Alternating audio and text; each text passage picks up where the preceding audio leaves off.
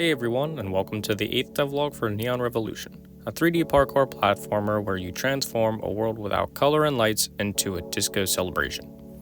I'm Caleb, the one-man team behind the studio and all the projects under it, and today I'll be updating you on the latest level in Neon Revolution. Let's dive right in.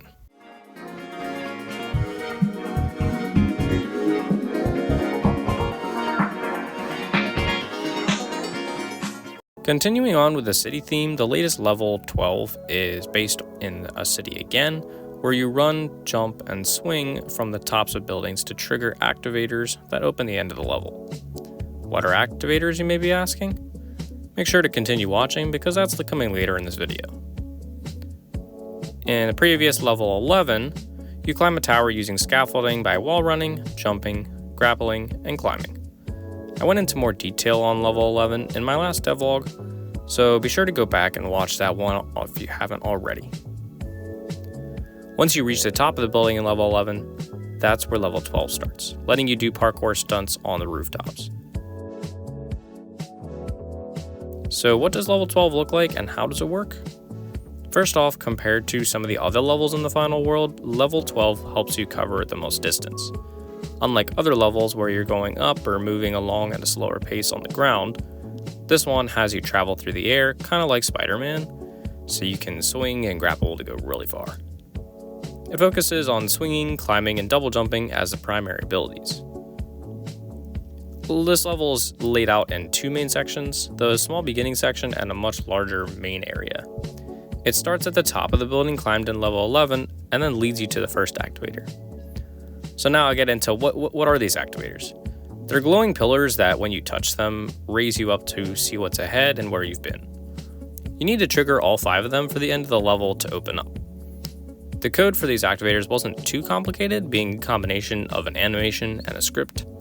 The script detects when the player touches the activator, and then triggers the animation that rises up the platform under the activator. Each of these also communicates with a manager script that checks to see if the activators are activated, and if so, triggers the end of the level. Moving back to the layout of level 12, after the first section, you progress to the second part, which is a much larger portion of the city, with the final 4 activators and the ending right in the middle.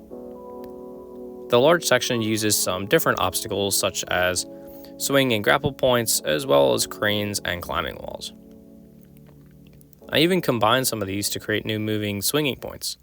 Did this by attaching swing points to moving cranes, so it'll either move back and forth or rotate around a point. These obstacles require you to wait until the crane is at the right position to allow you to safely cross a big gap. The buildings serve as the platforms that connect all these obstacles, and they're all working together in an interconnected network that gives you the freedom to move around to different parts at different times.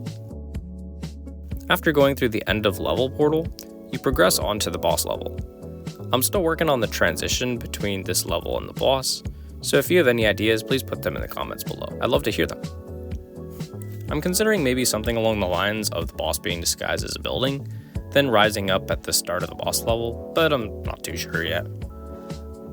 Well, in the meantime, between this video and next, I will be working on that final boss and how to connect it to level 12. I am actually probably working on it right now as this video is coming out. And one last thing I wanted to share was a few cool updates, at least I think they're cool, I did to my desk and my PC setup that'll definitely enhance my development and video editing processes. I finally got my hands on 2 24-inch HDMI monitors and an 8GB graphics card, which is a huge improvement over my itty-bitty 1GB graphics card that I used to use.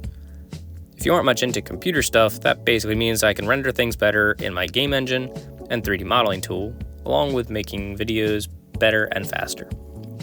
When you have an old graphics card or a smaller screen, it slows down video editors especially, and also makes certain things slower in Unity, which is the game engine that I use. Well, I hope that you liked how I did this video today. If you did, I would really appreciate it if you liked the video and possibly subscribe. I'm always open to new ideas, comments, or concerns, so feel free to put them in the comments below. Thanks for watching and be sure to stay tuned for future updates.